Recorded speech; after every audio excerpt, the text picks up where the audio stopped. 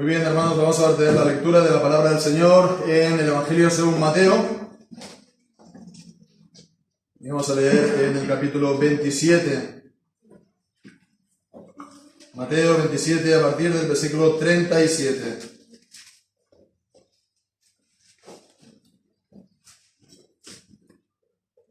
Y dice así la palabra del Señor: y pusieron sobre su cabeza su causa escrita: Este es Jesús, el Rey de los judíos.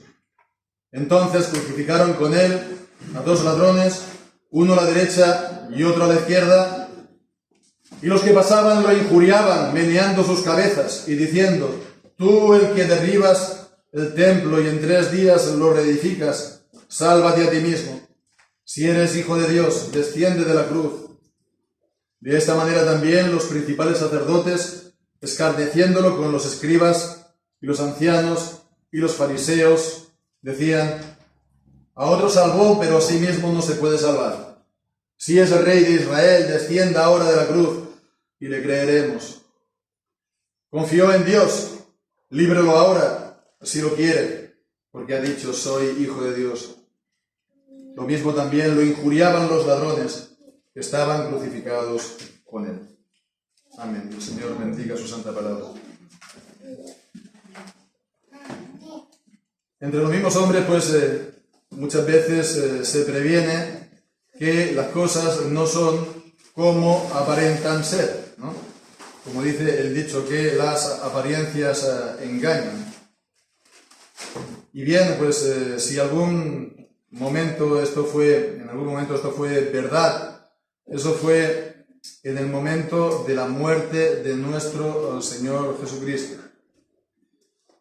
La gente que estaba allí presente veía, según ellos, pues 3 simples hombres, 3 malhechores, 2 ladrones y uno que pues blasfemaba porque se quería hacer pasar por el Hijo de Dios, y él, pues el que se hacía pasar por el Hijo de Dios, murió de una manera absolutamente ignominiosa, completamente deshonrado.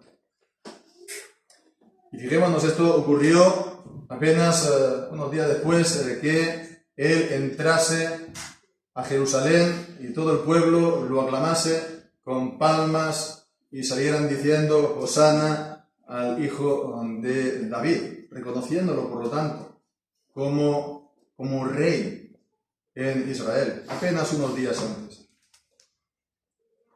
Pero allí estaba Jesús, estaba en el centro de los 3, como hemos visto aquí en el versículo 38. Crucificaron con él a 2 ladrones, uno a la derecha y otro a la izquierda, cumpliéndose lo que dice Isaías 53, de que fue contado con los malhechores, el que no había cometido engaño ni ningún tipo de mal. Y él, pues, para llegar ahí había sido antes completamente deshonrado.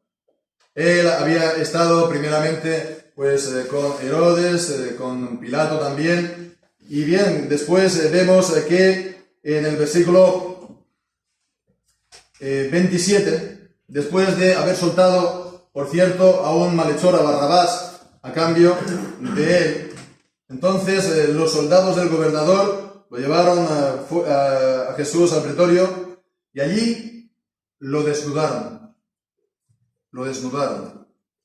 Y allí le pusieron, para burlarse de él, un manto de escarlata, color real, ¿no?, de los reyes. Y sí, le pusieron una corona, pero de espinas. Y allí, pues, le estuvieron golpeando la cara y la cabeza, con lo cual la corona de espinas se tuvo que clavar mucho más profundamente y dolorosamente en su cabeza. Y allí, pues, le escupieron y le dieron de bofetadas. Entonces vemos que el Señor Jesús fue, como decía, completamente deshonrado. Él que había recibido, decimos, pocos días antes, se puede decir, los honores del pueblo como rey, así él estaba completamente deshonrado. Esa sería la última imagen que iba a tener la gente de Jesús o en sus mentes, ¿no? Era, por lo tanto, la cuestión de humillarlo hasta lo sumo. Él que se ha atrevido a hacerse pasar por rey, ahora él que sea humillado como ningún otro ha sido antes. Y bien, pues es lo que ocurrió. Y entonces a esto, versículo 29, por cierto, también lo escarnecían y hincando la rodilla, burlándose de él, decían: salve, rey de los judíos, para, digamos, completar la burla de él. Lo llevaron, por lo tanto, al Calvario, y allá, pues, lo crucificaron juntamente con los malhechores. Allá traspasaron sus manos y sus pies, y, bueno, pusieron ese rótulo encima de su cabeza, versículo 37, sobre su cabeza, pusieron sobre su cabeza su causa escrita. La causa escrita era el motivo, la razón por la cual él había sido condenado a muerte. Y estaba escrito: este es Jesús, pues, diciendo quién es él, su nombre, y después la causa: el rey de los judíos. Y bien, sabemos en el Evangelio de Juan, hubo un poco de revuelo entre Pilato y los líderes de los judíos, porque los principales sacerdotes vinieron a Pilato y le dijeron: no escribas el rey de los judíos, sino que él dijo: soy rey de los judíos. Entonces esa sería la causa según ellos, ¿no? Pero evidentemente esto cambia el sentido de las cosas, porque si es el título: él dijo: soy el rey de los judíos, eso significa que él lo dijo y no lo es. Y es por eso que está crucificado, porque se hizo pasar por lo que él no es. Es entonces algo solamente de lo que él dijo, sus pretensiones, ¿no? Pero eso haría a Pilato tomar partido en las cuestiones de los judíos. De esa manera, Jesús estaría condenado por los romanos por blasfemo, por blasfemia. Entonces él habría sido condenado por usurpador. Todas estas cosas son según la ley de los judíos, pero si Pilato lo hubiera hecho, sería entonces conforme al derecho romano, y sería entonces tomar partido y mezclarse en todas las cuestiones de los judíos. Entonces no lo castigaba por blasfemia, no lo castigaba por hacerse pasar por el Hijo de Dios, ¿no? No era para nada esto, sino simplemente por la realidad, lo que él era, el rey de los judíos. Pilato entonces se desentendió del problema. Pilato sabía que estaba condenando a un inocente, pero quería tener la fiesta en paz, nunca mejor dicho, era la fiesta de la Pascua, y no quería complicaciones. Era a primera hora de la mañana, a mí que no me vengan estos judíos a calentar la cabeza, y bueno, pues dijo: bueno, vosotros veréis, ¿no? Yo os suelto a quien queráis, y bueno, pues esto es vuestro asunto. Vosotros veréis, yo no quiero saber nada de ello. Bien, pues entonces vemos que, si pensamos en ello, esta era la causa por que lo mataron. Porque era el rey de los judíos. Fijémonos, es fuerte. Él muere por ser el rey de los judíos. El rey de los judíos muere por los judíos. Esa era la causa. Eso es que ellos, los judíos, se estaban rebelando contra su rey. Esto es una rebelión contra su rey, contra su soberano, contra el Cristo, el Mesías. Y lo que decimos, las apariencias engañan, porque ellos no lo pensaban así. Ellos pensarían: no, mira, al final el Pilato, por así decirlo, se ha salido con la suya, nos ha puesto este título, ¿no? bueno, ¿qué vamos a hacer? Por lo menos él, pues nos lo quitamos de en medio y ya está. Pero realmente este título y esta acusación, en el fondo, era la acusación contra ellos, que estaban matando a su rey, que se habían rebelado en contra de él. Ellos veían el espectáculo de este pobre hombre moribundo, ¿no? Va a morir como cualquier otro, sin ninguna honra, sin ningunos honores.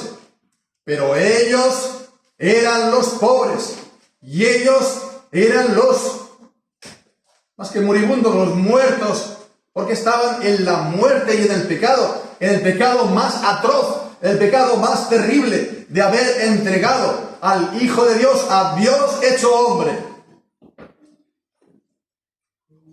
Entonces vemos, eso fue una rebelión contra su rey, una rebelión en toda regla contra su soberano. Como mínimo podríamos decir, que no lo es mucho más, pero es lesa majestad, es, digamos, pasar por alto a la persona del rey y afrentarlo.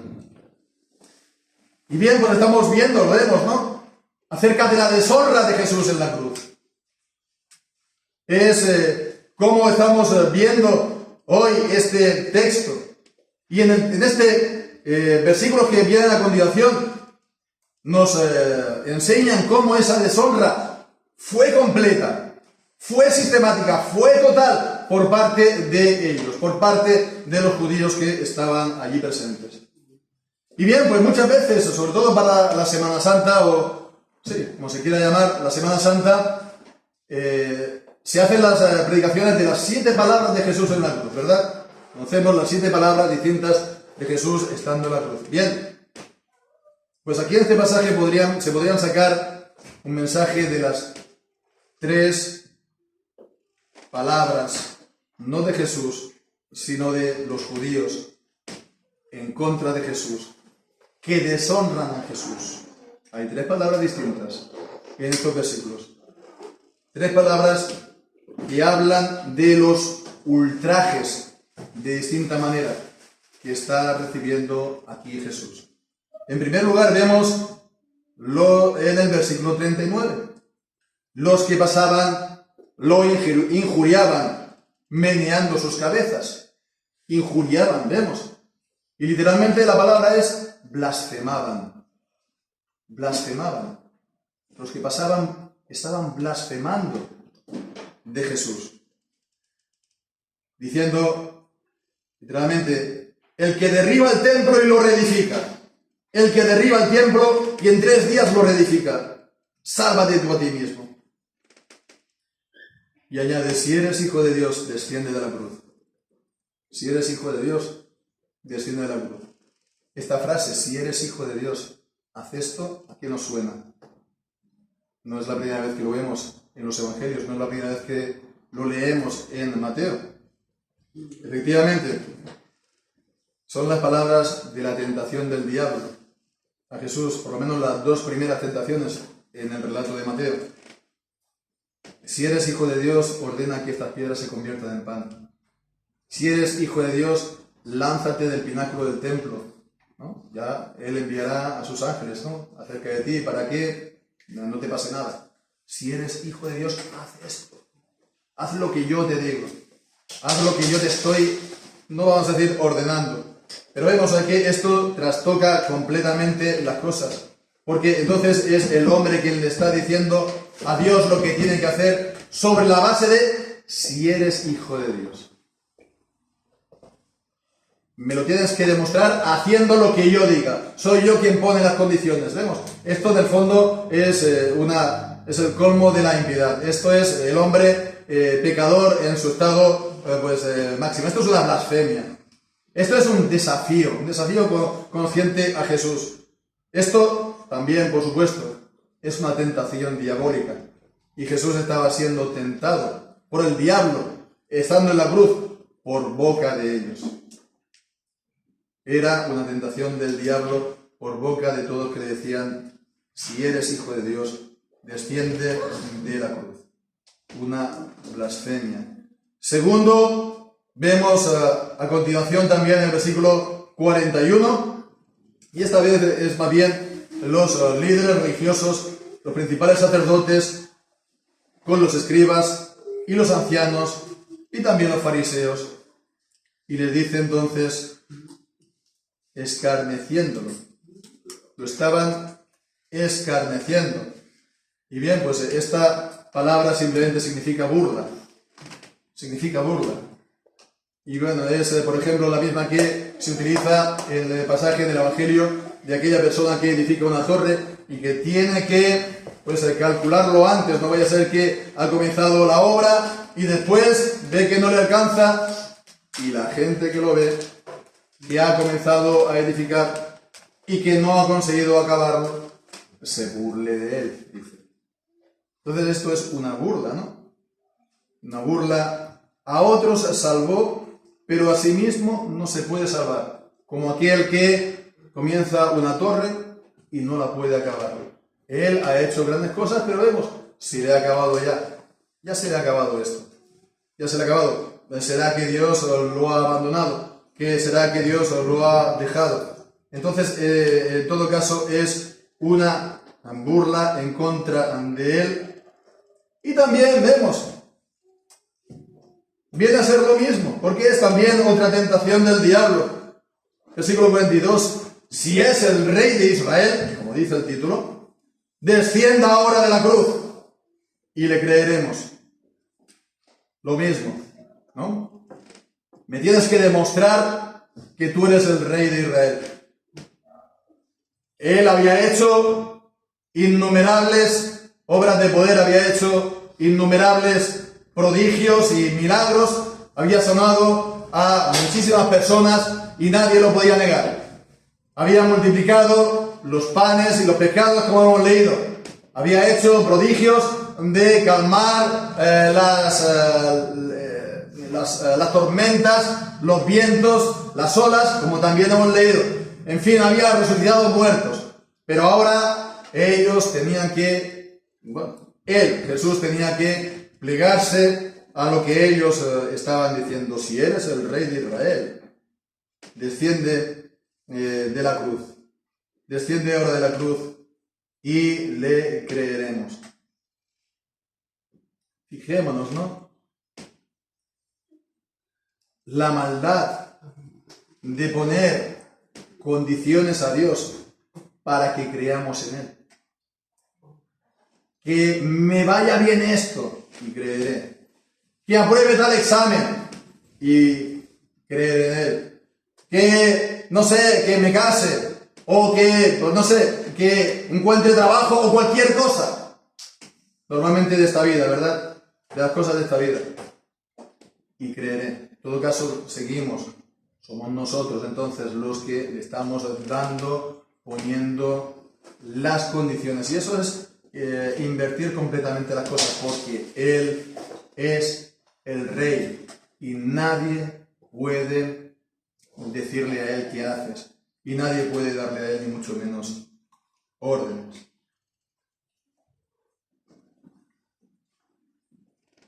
Y vemos entonces la burla también en el versículo 43. Confió en Dios. Líbrelo ahora si lo quiere, porque ha dicho, soy hijo de Dios. Se confió en Él, ¿no? Bueno, pues que venga Dios ahora a librarlo, ¿no? En el fondo, lo que están diciendo es, tiene aquí su merecido, porque ha dicho, soy hijo de Dios, ¿no? Lo mismo que decían, ¿no? No escribas que es el rey, sino Él dice, ¿no? Porque Él ha dicho, soy hijo de Dios. Es decir, que está diciendo, en el fondo es un embustero, en el fondo es un impostor. Él dice que es el hijo de Dios, Él dice que es el rey de Israel, pero Él, nada de esto, la prueba está ahí puesto en la cruz. Pero vemos, las apariencias engañan. Las apariencias engañan porque realmente Él era el hijo de Dios y realmente Él era el rey de Israel, el rey de los judíos. Y bien, pues entonces estas blasfemias y estas burlas lo que estaban haciendo eran agravar todavía más la culpabilidad de ellos. La tercera palabra, la tercera deshonra, leemos el versículo 44. Y estos son los ladrones, dice. lo injuriaban los ladrones que estaban crucificados con él. Y bien, pues también hemos de decir que sabemos por el Evangelio de Lucas que solamente lo hizo uno. El Evangelio de Lucas, en el relato, dice que había uno y el otro pues incluso lo reprendió diciendo: ni aún en esta misma hora de tu muerte tú temes. Nosotros estamos aquí porque somos delincuentes, hemos hecho mal, pero este hombre ningún mal ha hecho. Y entonces, ¿qué dijo Jesús? De cierto te digo que hoy estarás conmigo, ¿dónde? En el paraíso. No dijo en el purgatorio, dijo en el paraíso. Si alguien tenía que teóricamente ir al purgatorio, sería él, ¿no? No le dio ningún tiempo a expiar en su vida el mal que había hecho, ¿verdad? Simplemente moría. ¿Cómo va a poder él ir al cielo por haber recibido simplemente el perdón de Jesús? Pues sí. Y esto muestra que esta enseñanza, digamos, del purgatorio es falsa. No tiene ninguna base en la palabra del Señor. Es una doctrina de hombres. Es una invención de los hombres. No es una doctrina de la palabra. De cierto te digo que hoy estarás conmigo en el paraíso. Bien, pues entonces lo injuriaba, ¿no? El otro. Lo injuriaba, que simplemente esta es la palabra para insulto, no más. Aquí ya no hay ninguna razón. Aquí ya no hay ningún razonamiento. De aquella persona simplemente que está muriendo y en vez de encomendarse a Dios y viendo que Él es una persona justa, pues entonces por lo menos compadecerte de Él, cualquier cosa que sea un buen sentimiento, encima llegado de odio y de aborrecimiento contra Él, lo está injuriando, lo está insultando, y así acaban sus días muchas personas, ¿verdad? Cuando llega el momento de la muerte, lo hacen blasfemando contra Dios, lo hacen aborreciendo a Dios, lo hacen insultando a los hombres y a Dios. Es horrible acabar así uno la vida. Y uno acaba así la vida, puede ser porque así ha vivido, sin arrepentimiento, y su corazón se endurece, y su alma se vuelve completamente entenebrecida. Entonces hemos de, sobre todo, mirar cómo vivimos para que lleguemos a la muerte de los santos, a la muerte de los justos, a las muertes de los hijos de Dios. Pues decíamos al principio, ¿verdad?, que las apariencias engañan, porque Jesús, a la vista de los hombres, había sido completamente deshonrado y completamente humillado.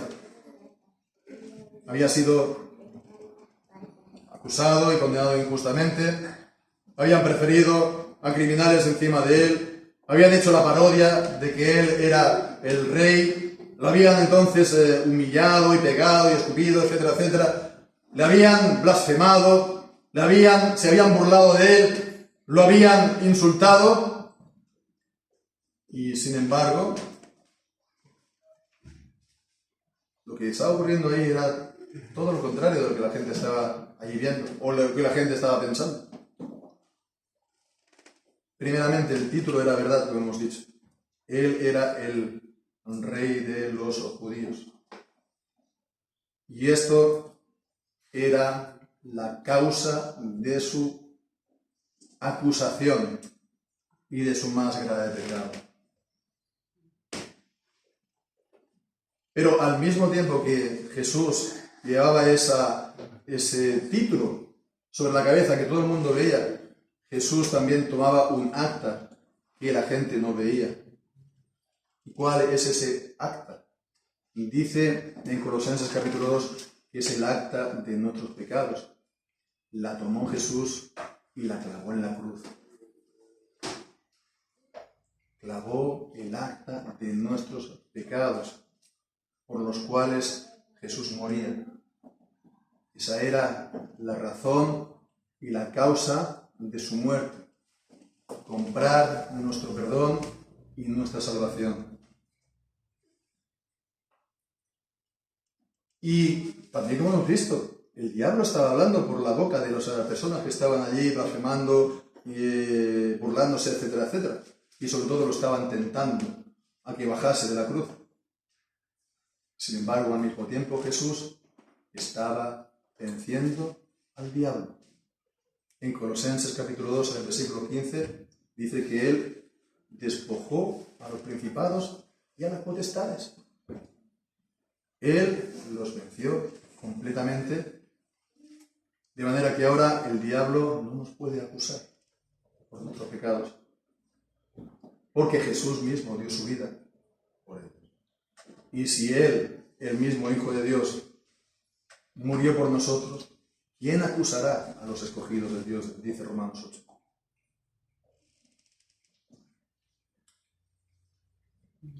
Y bien, pues esta muerte en la cruz, de deshonor y de humillación, fue la culminación de la obediencia de Cristo. Él, dice Filipenses capítulo 2, obedeció hasta la muerte y muerte de cruz. Ese fue el final de su vida, la culminación de su vida. Y a pesar de todo, de las apariencias, fue gloriosa. Fue absolutamente gloriosa. Leemos en Juan capítulo 13, versículo 31.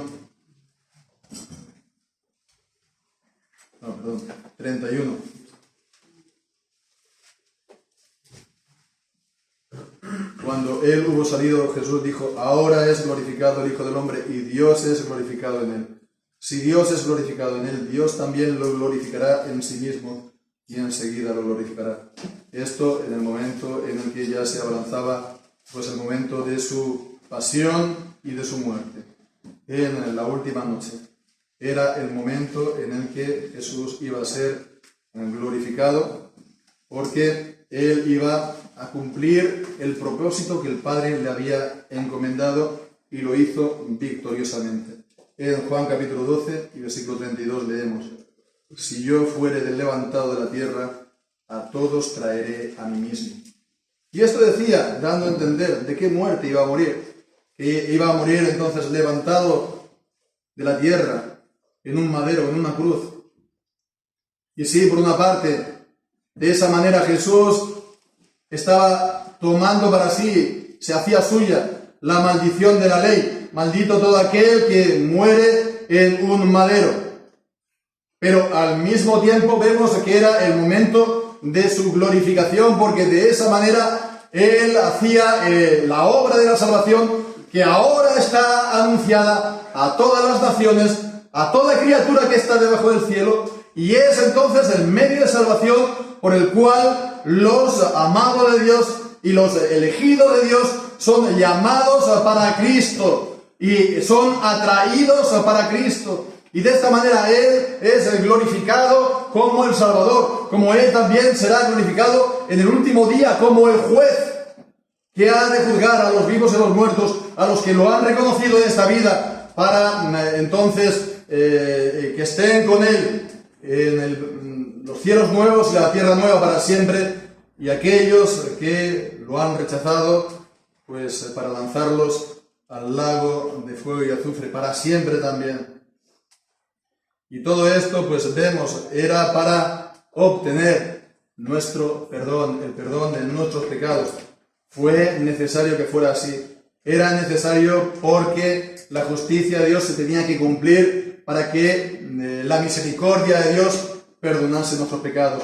Dios no solamente puede perdonar los pecados pasando por alto, haciendo la vista gorda. No, la justicia de Él tenía que ser cumplida y Cristo la cumplió. Verdadera justicia, perfecta justicia. Y esa es la justicia, hermanos, que nos cubre a nosotros los creyentes. Por la fe recibimos esa justicia de Dios que ni puede aumentar, ni puede disminuir, ni puede tampoco en aquellos que la han verdaderamente recibido perderse, sino que es preservada, y son preservados aquellos que son justificados hasta el último día por la gracia del Señor. Aquel que cree, como hemos leído, tiene verdaderamente la vida eterna. Aquel que no cree, dice también en Juan capítulo 3, la ira de Dios permanece sobre él. Esa es entonces la cuestión. La justicia de Dios se recibe solamente por medio de la fe, que es confiar. Es la confianza. ¿En quién? En Cristo, en su obra, en el Padre que la ha aceptado. Y que es verdadera y completa salvación. No salvación de hombres. No salvación de carne. Es apoyarse solamente en Dios. Es lo que todos han de hacer. Todos los que escuchen el Evangelio han de venir pues a Cristo. A todos traeré a mí mismo. Los que no han venido a Cristo todavía han de ir a Cristo. Los que no han depuesto todavía su enemistad, porque están en ese estado de enemistad, han de ir a los pies de la cruz, de la manera que hemos visto, para recibir de él la justicia. No se puede dejar pasar, no se puede dejar para otro día, porque es ahora el momento y el día de salvación, y es ahora que se oye el Evangelio predicado. Y los que hemos creído, hermanos, pues tengámoslo presente para también glorificar a nuestro Señor y Salvador, que hizo todo eso por amor de nosotros, que hizo eso por amor de cada uno en particular, por amor de ti y por amor de mí. El Señor Jesús fue humillado de esta manera, para que nosotros seamos glorificados en Él. Pues a Él será la gloria por los siglos de los siglos. Amén.